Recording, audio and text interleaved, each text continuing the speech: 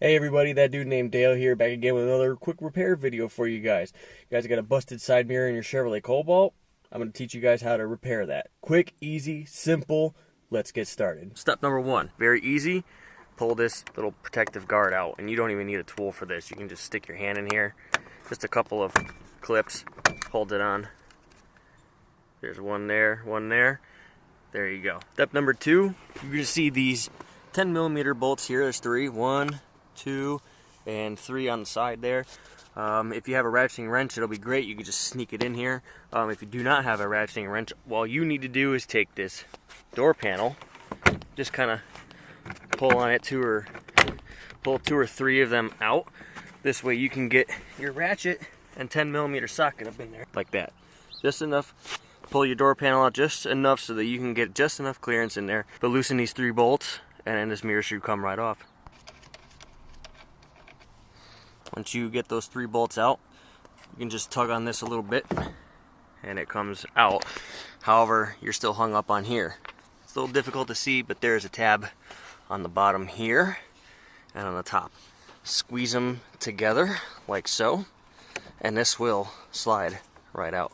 So I actually misspoke. There are 3 tabs on this. I've already got it out of the car, but this is how it sits. There's the top tab here. Here's a tab on the side. Right here, this thumb is 2, and then right here, 3. And you gotta push those 3 tabs in and use my other hand and kind of shove it out. That's how you get it out. For those of you that are sticklers about having specific part numbers, this is this part number directly from GM. Here is the replacement part. Assembly should just now be reverse of the removal. Needed 2 hands for this, but I got this piece pulled in first. Now I'm gonna take this. We're gonna get it lined up and have it just kind of sit in flush like that. Take one of the bolts and just run them in quick. This way it don't fall out.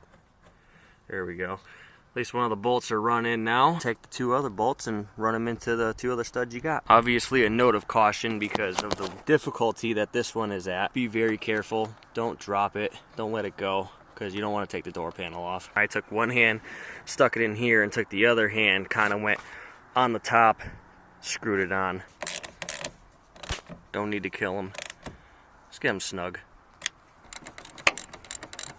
Try not to hit your car. Try not to hit your A-pillar.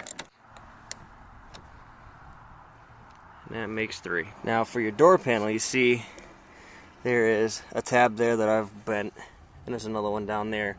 But you're going to try and line them up with the holes, and I do apologize for the lot of traffic noise. I'm doing this on the side of the road, but line these back up the best you can and get these tabs back in. Tuck everything back together like so, and just pop it back together like so. And then your final step, don't drop it in the snow, but take your piece, line it back up, and pop the clips back in like so. That's it.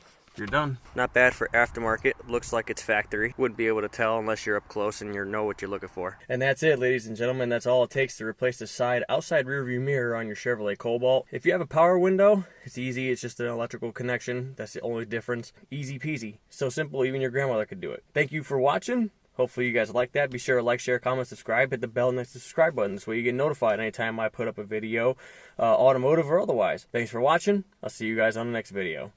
Deuces.